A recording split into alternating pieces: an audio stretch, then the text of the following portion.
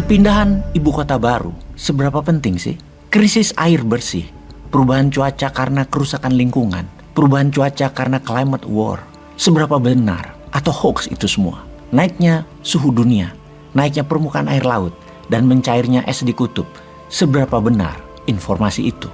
Sebelum kita menjawab semua pertanyaan tersebut, maka kita akan membahas sebuah teori tentang sejarah hidup manusia. Kita semua diinformasikan bahwa manusia awalnya adalah pemakan buah dan sayur. Kemudian manusia menjadi makhluk superior di bumi karena bisa menemukan api dan memanfaatkan api yang awalnya hanya untuk penghangat ruangan meningkat menjadi bagian dari memasak dan menjadikan manusia bisa memakan daging.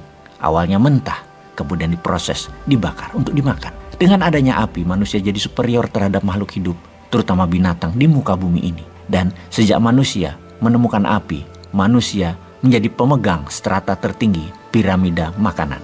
Kemudian manusia menemukan teknologi kedua setelah api, yaitu roda. Demikian terus manusia itu berkembang selama ribuan tahun, dan semua itu diperkirakan sejak tahun 9000 sebelum Masehi, di mana awal peradaban modern terbentuk adalah 4000 tahun sebelum Masehi di Mesopotamia, daerah Irak sekarang, dengan Babilonia kotanya, dan terus hingga kerajaan Romawi dan hingga saat ini. Keberadaan manusia tumbuh dari nol hingga berkembang seperti sekarang ini. Periode manusia modern adalah selama 11.000 tahunan usianya. Benarkah begitu? Dengan kemajuan teknologi sekarang, saat ini banyak ditemukan artefak yang mengejutkan. Usia artefak itu lebih tua dari peradaban manusia yang dikatakan 9.000 tahun sebelum Masehi baru mengenal api dan roda. Salah satunya adalah banyaknya situs prasejarah yang masif, besar seperti bangunan piramida di mana-mana di seluruh dunia.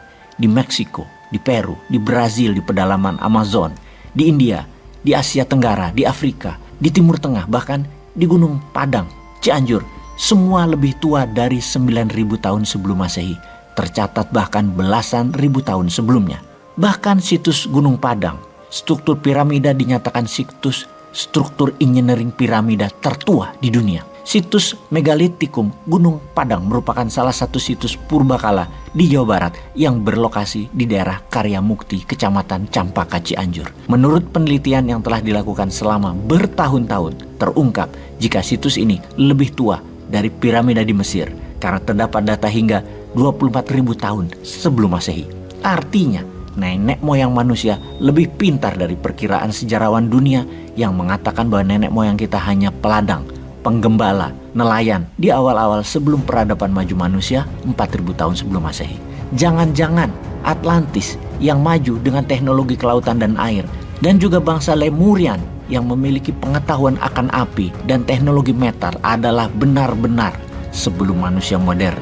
Mereka itu ada. Kita akan memfokuskan kemana mereka dengan mencatat buku cerita rakyat, baik itu di Tiongkok, di India, di Persia, di Jazirah Arab, di Britannica, profesi di Peru, di kitab suci agama Ibrahim, yaitu agama Nabi Daud alaihissalam, Nabi Musa alaihissalam, Nabi Isa alaihissalam, dan Nabi Muhammad sallallahu alaihi wasallam. Peninggalan Machu Picchu, bahkan di Tanah Batak ada kisah tersebut, hingga tinggal sepasang manusia yang akhirnya temurunnya jadi manusia di dunia saat ini.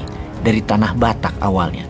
Semuanya adalah menceritakan tentang banjir bandang yang menakutkan dan menghancurkan dunia. Diperkirakan banjir bandang ini terjadi di zaman es mencair.